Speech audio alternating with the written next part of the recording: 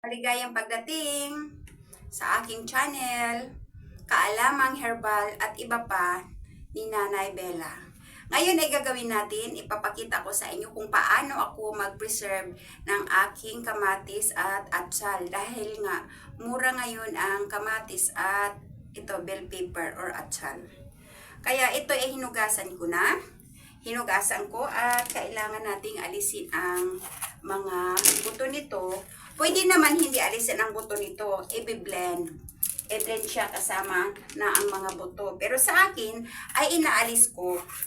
So dito tayo ngayon, tinatanggal ko ang mga buto ng bell pepper. Lalo na dyan sa mga sa mga farmer natin, kung marami kayong mga kamatis or bell pepper, kasi ito kasi madaling mabubulok. Pag hinog na nabubulok na kaagad. Pwede ninyong gawin ito kung marami na. Pwede ninyong gawing i-dry ninyo. Yan. Pwede ninyong i-dry. Magawa kayo ng net na nakataas. Yung hindi talaga nalalangawan. At i-slice nyo lang. Yung kamatis, i-slice nyo siya ng maninipis. At pati din ito. Pwede nang ganyan. I-dry ninyo. Pero kung konti lang naman, kagaya sa akin, na kilo lang ang binili ko, dahil syempre mag-ano tayo sa ating budget, pwede ko nang lutuin, nang ipa-dry. Pwede din siyang i-blend, pero sa akin hindi ko na gina-blend. Lulutuin ko na ito ng ganito. At titimplahan ko lang siya ng asin. Tapos, pag naluto na, lumiit na ang sabaw niya, walang tubig ha, purong-puro lang, walang tubig. Yung sabaw lang ng kamatis. Pag maliit na talaga ang tubig niya, yun na, palamigin mo na. Pero ito ay nilalagay ko rin ito ng sili. Kasi ang sili ay makapag-preserve. Then, ilagay ko na sa ref.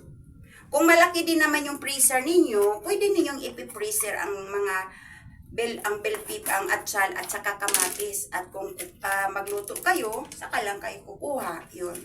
Pero sa akin ay puno yung aking freezer, hindi naman kalakihan yung aking ref. So, ginagawa ko, lulutuin ko na lang siya.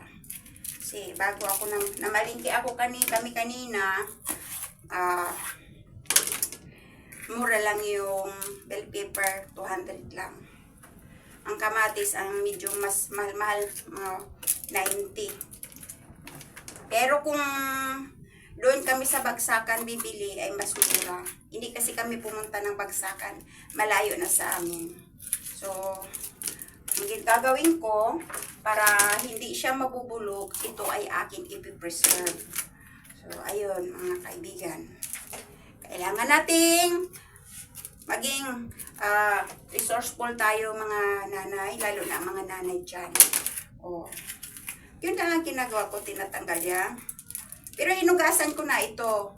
Dahil kapag biniak mo na yan, at bago mo hugasan, nawawala na ang kanyang vitamin. So, wag nating gawin yan mga kaibigan. Kailangan bago tayo mag-slice, hugas na lahat. Kahit mga gulay, prutas, hugas na yan lahat. Bago i-slice para hindi mawala ang katas ng vitamin ng mga kinakain natin. So, ayan.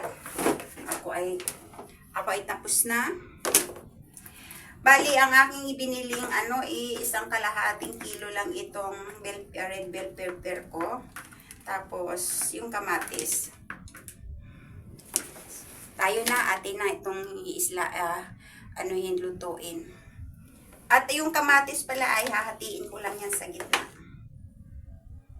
Hatiin ko lang sa gitna ang kamatis. Yan. Yan lang, hindi masyadong maliit. Para yung katas niya ay, yun ang makapagluto sa kanila at hindi madaling masira. So, ayun. So, ito na nga mga kaibigan, na akin in-slice ko na, hinati ko lang yung kamatis, hati. Tapos, ang ating bell pepper. So, yan ang gagawin natin mga kaibigan. Ayan na, nakita nyo. Nakahati na siya. So, ilalagay ko na itong kamatis. Tapos ang gagawin natin mga kaibigan, atin lang siyang lalagyan ng asin. Lagyan natin ng asin. Rock salt ang aking ginagamit dito mga kaibigan.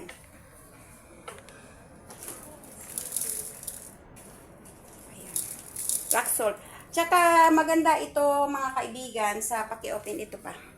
Yung sa walang ref, pwede ninyo itong gagawin.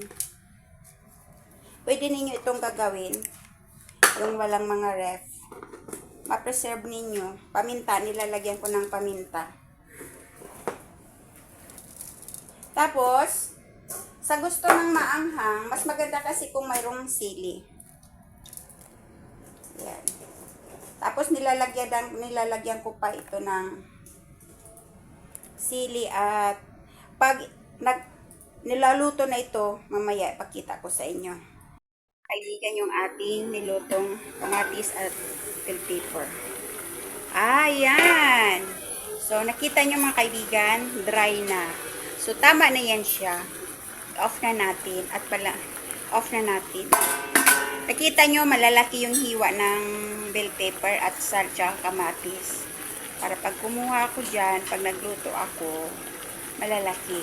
I-off na natin dahil kumunti na yung kanyang sabaw. Kunti lang din ang inyong kuhain kasi pag marami talagang malasa yan. Diba? Marami kanina, halos puno yung ating kawali kanina.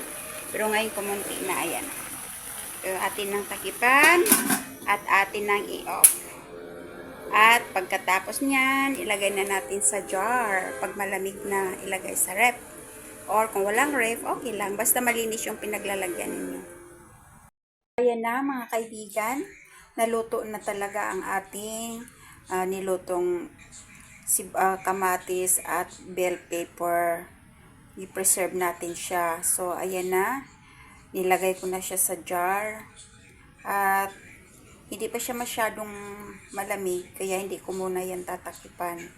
Subscribe mga kaibigan sa channel ko, Kaalamang Herbal at iba pa ni Nanay Bella at Pangkalusugan Vlog. Maraming salamat!